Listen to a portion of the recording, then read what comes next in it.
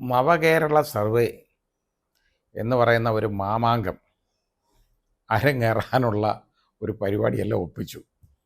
അത് ജനുവരി 1 തുടങ്ങിയിട്ട് ഫെബ്രുവരി 28, ഈ മാസം 28 തീരേണ്ടതാണ്. അപ്പോൾ ആ സർവേ എന്നൊക്കെ പറഞ്ഞു കഴിഞ്ഞാൽ ജനങ്ങൾക്ക് ഈ സർക്കാരിൻ്റെ ഈ പദ്ധതികൾ മൂലം എന്തൊക്കെ നന്മകളുണ്ടായി, ഏതൊക്കെ നേട്ടങ്ങളുണ്ടായി എന്നൊക്കെ ഒന്ന് അസസ് ചെയ്യുക എന്നുള്ളതാണ്. സർവേ നല്ലതാണ്, തെറ്റൊന്നുമില്ല. പക്ഷേ ഒരു രാഷ്ട്രീയ ഉദ്ദേശത്തോടു കൂടി, അതായത് ഗവേണൻസ് എന്ന് പറയുന്നതും രാഷ്ട്രീയവും പൊളിറ്റിക്സും രണ്ടായിരിക്കണം. അത് നേരെ മറിച്ച് രണ്ടും കൂടെ ഒന്നായാലുള്ള കുഴപ്പം എന്താ? രാഷ്ട്രീയ പ്രവർത്തനത്തിന് വേണ്ടി പൊതുജനങ്ങളുടെ പണം ഉപയോഗിക്കുക, ധൂർത്തടിക്കുക. അങ്ങനെ ഒരു പരിപാടി അങ്ങ് ഒപ്പിച്ചു മാത്രമല്ല, അതിനകത്ത് സഖാക്കൾക്കാണ് എല്ലാം ജോലി. ഇത് സർവേ നടത്താൻ പോന്നു, അവർക്ക് ശമ്പളം കൊടുക്കണം. അതിനൊക്കെ അവസാനം എന്തോന്നറിയോ, അത് പ്ലാൻ ഫണ്ടൊന്നും അല്ലാതെ തന്നെ നേരെ ഒരു 20 കോടി രൂപ അങ്ങ് ധനവകുപ്പിൽ നിന്ന് നേരെ അങ്ങ് എഴുതി മാറ്റി ഇതിന് കൊടുക്കാനായിട്ട്. അത് ബജറ്റിൽ ഉൾക്കൊള്ളിച്ചിട്ടില്ല, അങ്ങനെ അതിന് പ്രത്യേകം ഫണ്ട് അലോക്കേഷനില്ല, ഒന്നുമില്ല. 20 കോടി രൂപ ഇതുപോലുള്ള തോന്നിവാസം കളിക്കുന്ന, അത് ഏതായാലും ഒരു KSUവിൻ്റെ ഒരു നേതാവ്, അയാളത് ഹൈക്കോടതി കൊണ്ടുവന്ന് ചലഞ്ച് ചെയ്തു. നമ്മുടെ ചീഫ് ജസ്റ്റിസിൻ്റെ അധ്യക്ഷതയിലുള്ള ഡിവിഷൻ ബെഞ്ച് അത് എടുത്ത് ശരിയാക്കി അലക്കി. കാരണം ഇത് ഈ രാഷ്ട്രീയ പ്രവർത്തനത്തിന് വേണ്ടി ഇത് മനഃപൂർവ്വം ചെയ്തേക്കാണ്. ഇത് ഈ പൊതു ഫണ്ട് ഉപയോഗിച്ച് രാഷ്ട്രീയ പ്രവർത്തനം നടത്തുകയാണ് എന്നുള്ളത് അർത്ഥശങ്കയ്ക്ക് ഇടയില്ലാത്ത വിധത്തിൽ ഹൈക്കോടതി വ്യക്തമാക്കി. വലിയ നാണക്കേടായില്ലേ സർക്കാരിന്? ഇത് ചെയ്യാൻ പാടില്ല എന്ന് പറഞ്ഞു. ഇതിനേതൊക്കെ ഫണ്ട് ഈ ഫണ്ട് കൊടുത്തിട്ടുണ്ടോ അത് മുഴുവൻ തിരിച്ചടയ്ക്കാൻ പറഞ്ഞിട്ടുണ്ട്. ഇനി ഗവൺമെൻറ് അത് തിരിച്ചടച്ചേ പറ്റുള്ളൂ, ആ പണം ഇതിന് ചിലവാക്കുന്നത്. കാരണം ഇതിങ്ങനെ ചിലവാക്കാൻ പാടില്ല എന്ന് പറഞ്ഞു. അപ്പോൾ അത് യഥാർത്ഥത്തിൽ ഈ നവകേരളം എന്ന് പറയുന്നത് നമുക്ക് അറിയാമല്ലോ. നവകേരള സദസ്സ് നമ്മൾ കണ്ടതാണ്. നാട്ടുകാരെ തള്ളിയിട്ട് അടിക്കാനായിട്ട് ഉള്ള കുറേ യൂത്ത് കോൺഗ്രസ്സുകാരുടെ നട്ടൽ അടിച്ചൊടിച്ചു, അവരുടെ കയ്യും കാലും ഒക്കെ അടിച്ചൊടിച്ചു. ഇഷ്ടം പോലെ വളരെ നല്ല കേട്ടോ, ഈ നല്ല പ്രവർത്തനങ്ങൾ ഒരുപാട് പേര് നടത്തുന്നത് നമ്മൾ കണ്ടു.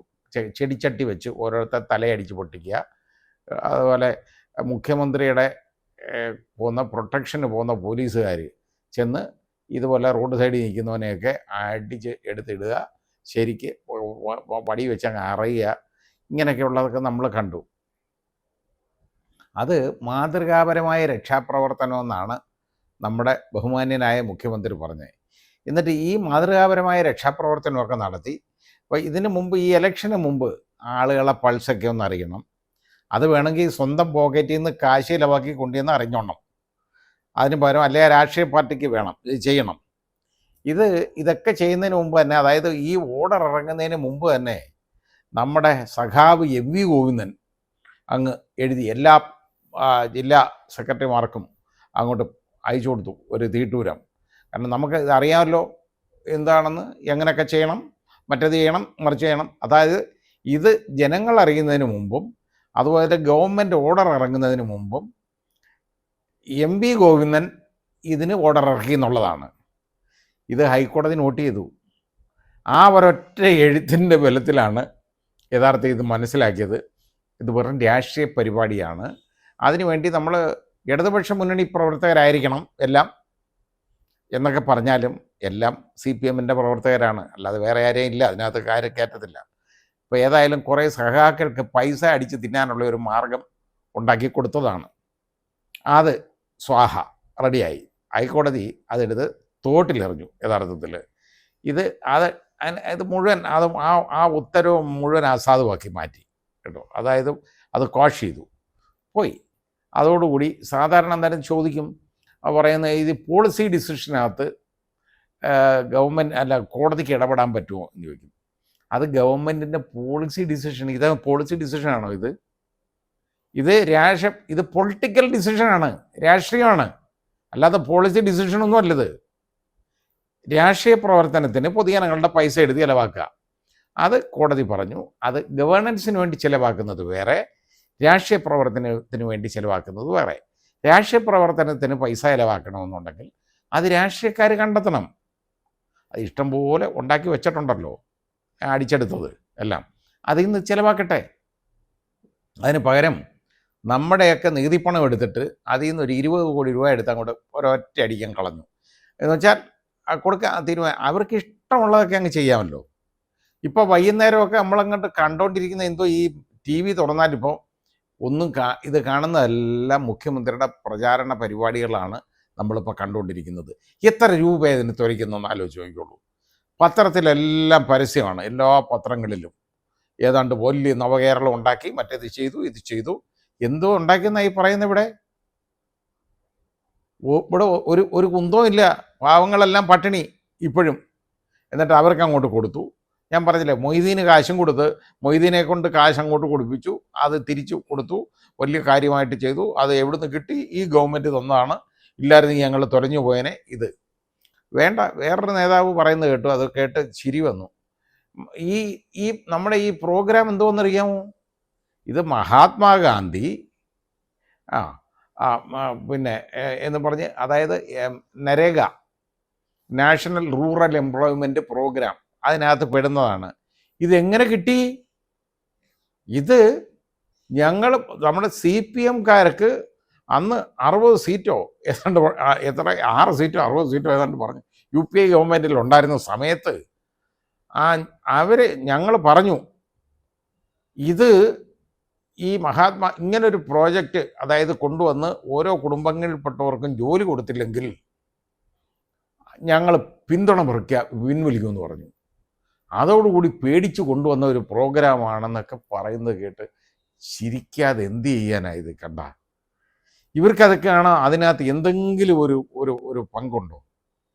ഒരു ഭാഗഭാഗവും ആയിട്ടില്ലാത്ത ആളുകളാണ് ഇതിനെ സംബന്ധിച്ചിടത്തോളം ഇത് വെച്ച് വിളമ്പുന്നത്, ഈ പാവങ്ങളെ തെറ്റിദ്ധരിപ്പിക്കാൻ. ഏതോ കൃഷിപ്പാടങ്ങളിൽ നിൽക്കുന്ന ആളുകളുടെ അടുത്താണ് അതായത് നമ്മുടെ തൊഴിലുറപ്പ് പദ്ധതി ഇല്ലയോ, അതിനകത്ത് നിൽക്കുന്ന പെണ്ണുങ്ങളുടെ അടുത്ത് തലയെ കെട്ടിക്കൊണ്ടൊക്കെ നിൽക്കുന്നവരുടെ അടുത്ത് പറയുന്നതാണ്. അവർക്ക് അക്ഷരാഭ്യാസമൊന്നുമില്ല. ഇത് കൊണ്ടുവന്ന് എങ്ങനെ, ഇതാര് തന്നാന്നറിയോ? നമ്മൾ നമുക്ക് എത്രയോ ആളുകളുണ്ടായാലേ ഇതുപോലുള്ള പ്രോജക്റ്റുകൾ വരുത്തുള്ളൂ, പദ്ധതികൾ വരുത്തുള്ളൂ എന്ന് അവരെ പറഞ്ഞ് വിശ്വസിപ്പിക്കുക. ഇങ്ങനെ വിശ്വസിപ്പിച്ച് എത്ര നാൾ കൊണ്ടു നടക്കാൻ പറ്റും? എന്ത് മോശമായിട്ടുള്ള കാര്യങ്ങളാണ് നടക്കുന്നത്.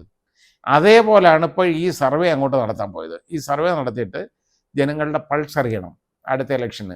എന്നിട്ട് അതനുസരിച്ച് പ്രചരണ പരിപാടിയിൽ മാറ്റങ്ങൾ വരുത്തണം.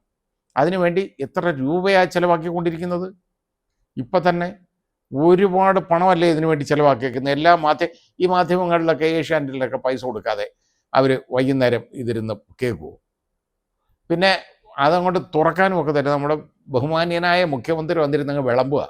അത് കേട്ടുകൊണ്ടിരിക്കാൻ പറ്റാത്തതുകൊണ്ട് ഞാൻ അപ്പോഴാ ചാനലങ്ങ് മാറ്റും. ഇത് ആരെ ബോധ്യപ്പെടുത്താനാണ് ഇതൊക്കെ ചെയ്യുന്നത്? ഇത്രയും വലിയ കള്ളത്തരങ്ങളും എല്ലാം കാണിച്ച്, കളിപ്പീരും കാണിച്ച്, അയ്യപ്പൻ്റെ സ്വർണം പോലും കൊള്ളയടിച്ചിട്ട് നടക്കുകയാണ്. എന്നിട്ടാണ് ഇതേപോലെ വലിയ നീണ്ട വാചകങ്ങൾ അങ്ങടിക്കുന്നത്.